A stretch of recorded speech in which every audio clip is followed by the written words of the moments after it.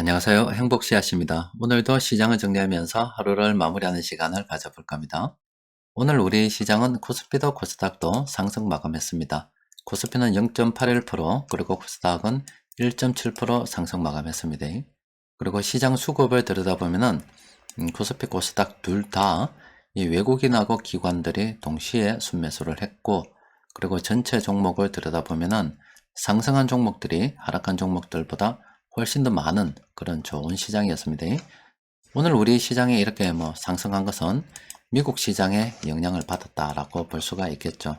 지금 미국의 반도체 관련 기업들 실적이 괜찮게 나오고 있습니다. 이 반도체 관련 기업들 실적이 괜찮게 나오는 것은 앞으로 경기가 좋아질 것이기 때문에 반도체 수요가 늘어날 거다, 이래가 좋은 거거든요.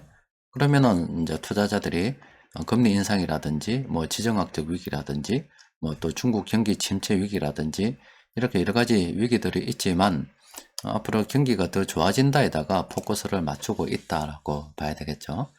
물론 우리가 장기적으로 보게 되면은 경기가 좋아질 게 자명한 사실 아닙니까?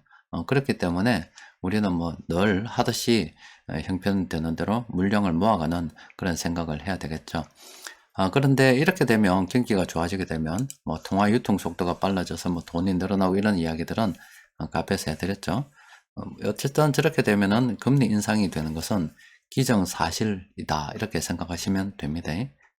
그럼 금리가 인상이 되면 고통받는 사람들이 있죠. 또 그리고 또 파산 위험이 자꾸 늘어나기 때문에 자칫 그게 경기 회복에 찬물을 끼얹을 수도 있거든요.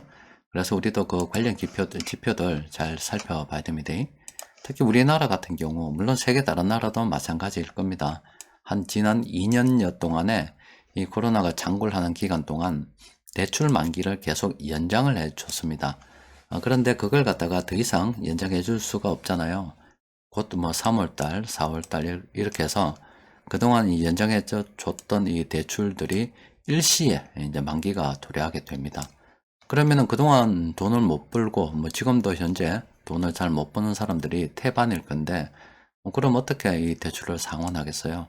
그래서 다시 이 대출 이 만기를 갖다가 재연장해야 된다, 어떻게 해야 된다, 여러 가지 이야기들이 나오고 있고 지금 그게 이렇게 이제 보도가 되기 시작하는 겁니다. 여튼 앞으로 이게 어떻게 결정이 될는지 모르겠습니다만은 제가 볼 때 모든 사람들이 이렇게 한꺼번에 이렇게 파산 위험에 직면하게 되면은 이 금융권도 상당히 위험할 수밖에 없죠. 그래서 대출을 갖다가 연장을 하되 분할로 갚는다든가 이런 조건들이 붙지 않을까, 이렇게 일단은 예상하고 있습니다. 또 관련해서 기업들 역시 대출이 많은 기업들 위험할 수가 있거든요. 그래서 여러분들께서 투자를 진행할 때 꼭 현금 흐름 정도 그런 것들은 챙겨 보시고 투자를 진행하시는 게 좋겠습니다. 요거는 국내 사정인데 사실은 우리는 해외 자본의 어떤 영향을 많이 받잖아요. 그래서 외국 사정도 함께 들여다 봐야 됩니다. 그래서 여러분들께서 이 하이힐드 채권 스프레드는 꼭 살펴봐야 됩니다. 작년에 코로나 바이러스가 장굴할 때 이 채권 부실 위험이 굉장히 커졌거든요. 이자가 높아진다는 것은 그 부실 위험이 커진다라는 겁니다. 그래서 이렇게 부실 위험이 커지자 연준에서 놀래가지고 채권을 갖다가 매입하면서 지금 이 시장을 갖다가 강제로 지금 안정을 시켰습니다. 그럼 앞으로 금리가 인상이 되면은 파산하는 기업들이 생길 수밖에 없겠죠. 최근에 이래 보면은 이거 너무 당겼구나. 자, 최근에 이래 보면은 조금씩 고개를 쳐돌고 있습니다. 이런 부분들 있죠. 그래서 이 지표를 우리가 좀 살펴봐야 되는 게, 이게 만약에 다시 이렇게 쭉 이렇게 올라오게 되면 갑자기 급등하는 걸 조심해야 됩니다. 이렇게 급등하게 되면은 또 골치 아픈 일이 생길 수가 있어요.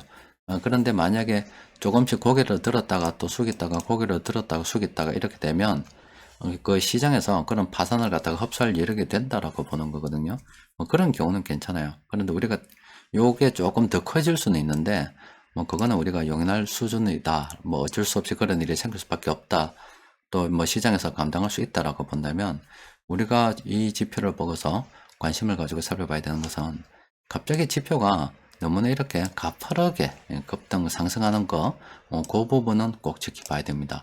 그렇게 되면은 다시 이 파산 위험이 경기 회복을 갖다가 지연시키거나 아니면 침체로 다시 되돌릴 수 있다. 그런 우려들이 나오면서 또 시장의 변동성이 확대가 될 수가 있습니다. 대출 관련해서 파산 위험 이런 부분들은 꼭 우리가 챙겨봐야 됩니다. 오늘 시장 수급을 들여다보면은 상당히 괜찮았습니다.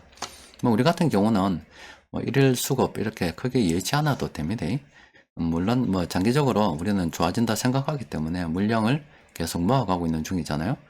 그런데 이때 우리가 좀 관심을 가지고 살펴봐야 되는 게 어떤 거냐면은 이렇게 세력들이 막 매수해서 들어올 때 공통적으로 매수하고 있는 그런 종목들에 대해서는 꼭 관심을 가지고 살펴봐야 됩니다. 그러니까 이를테면 이런 것들이죠. 최근에 이렇게 검색이 되는 이런 종목들이 있잖아요. 이런 종목들은 오늘 거의 모든 세력들이 동시에 순매수한 그런 종목들이라는 겁니다. 이 방향성이 있잖아요. 왜 세력들이 이런 종목들을 갖다가 동시에 순매수를 했겠는가? 이 부분에 대해서 우리가 공통점을 찾아보고 연구를 좀 해봐야 된다 이 말이죠. 저런 것 중에서 현금 오름도 괜찮고 앞으로 정말로 납득이 된다. 이 종목은 괜찮을 걸로 납득이 된다. 여러 가지 어떤 종합적인 판단해 봤을 때 그러면은 때마침 현금 여유도 좀 있다고 하면 저런 것들 우리도 긍정적으로 검토를 해봐야 되겠죠. 종목이 많아서 좀 정리를 좀 해보니까 오늘 이렇게 검색이 된 종목들은 상당히 괜찮은 종목들이 상당히 있습니다. 그리고 이런 이 표시가 없는 종목들이라 하더라도 이런 종목들 중에서 변곡점 지표 보고 괜찮은 것들은 함께 관심을 가져봐도 됩니다. 어떤 이 종목들이 많아서 이 플랜에 도움을 좀 받았는데 제가 쭉 살펴보고 괜찮은 종목들이 있으면은 내일 장중 수급 분석 시간에 올려드리도록 할게요. 또 그리고 이 변곡점 지표도 살펴봐야 됩니다. 이 변곡점 지표가 이렇게 갑자기 이렇게 많이 나올 때 있잖아요. 이럴 때는 좀 살펴봐야 된다 그랬죠. 최근 들어서 좀 나오고 있습니다. 이렇게 이 변곡점 지표를 통해서 앞으로 상승 반전 신호가 일어나는 이런 종목들이 있죠. 이런 종목들 같은 경우도 관심을 가지고 우리가 연구를 해볼 필요가 있습니다. 자, 시장에 여러 가지 위험 요소들이 많이 있습니다. 그런데 다시 1월 달에는 그때 경기 침체 우려, 지정학적 위기, 또 그리고 또 금리 인상 속도가 빠르니 이런 여러 가지 우려들이 있었는데 지금 투자자들이 다시 경기 회복에 집중하고 있어요. 그런데 아직 완전히 경기가 회복된 게 아니고 또 금리 인상이 이제 또 곧 시작되려고 하는 그런 시점이라서 어떤 위험을 갖다 우리가 완전 지났다. 이 변동성이 확대되는 이 시장을 우리가 완전히 넘어섰다라고 볼 수는 없고 그냥 과정에 있는 겁니다.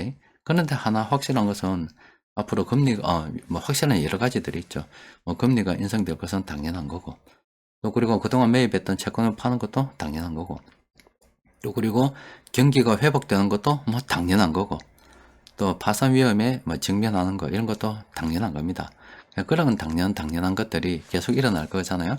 근데 궁극적으로 멀리 보면은 지금보다는 나아지겠죠. 경기가 더 나아지고 또 저렇게 경기가 나아진다는 게 경기가 나아지는 그 자체가 시장을 갖다가 밀어 올리는 건 아닙니다. 그 뭐라고 말씀드렸습니까? 바로 이 경제가 좋아지고 일하는 여러 가지 현상들이 통화량을 갖다가 통화 유통 속도를 증가시켜 가지고 결과적으로 돈을 갖다가 많이 만들어낸다 이 말입니다. 그러니까 다시 민간에서 돈을 많이 만들기 때문에 자산 가격이 올라가는 겁니다. 그러니까 경기가 좋아서 오르는 게 아니라 경기가 좋아지기 때문에 돈이 많아져서 돈 가격이 하락하기 때문에 상대적으로 실물 자산 아니면 이 금융 자산 이런 가격들이 오른다 이렇게 보시면 됩니다. 여튼 그런 거 뻔한 것들이 있기 때문에 우리는 형편되는 대로 계속 물량을 모아가는 그런 관점으로 접근하는 게 좋겠죠. 오늘은 또 여기까지 정리하도록 합시다. 이상입니다.